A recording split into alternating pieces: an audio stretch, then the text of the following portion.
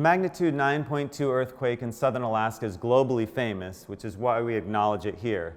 It's by far the largest earthquake in Alaska and in the exhibit, but it takes up the smallest space because our exhibit is really about the interior. Even though this earthquake occurred outside the interior, its shaking effects were felt all over mainland Alaska. These strong shaking effects reached nearly everyone in Alaska except one person who I interviewed, Andy Bachner, who was a pilot in the air on a training flight at the time this earthquake hit.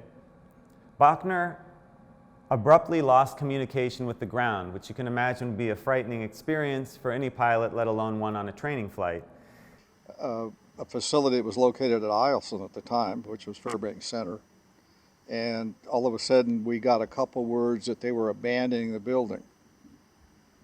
And that's it. Then you couldn't contact. There are a lot of choices. We can contact Fairbanks Radio, we can contact Fairbanks Tower, we can contact departure control, arrival control. There's lots of different frequencies. There wasn't anybody.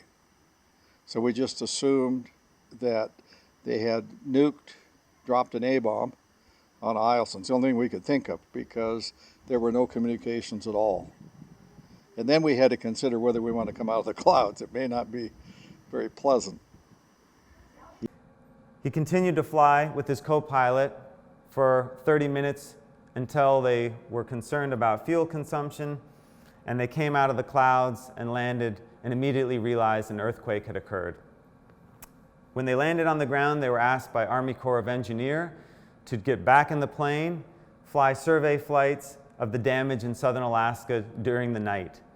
So in the firelight, the light of the fires, full moon, and twilight in southern Alaska, Bachner flew for 6 hours, radioing what he saw from the damage and destruction from the 1964 earthquake.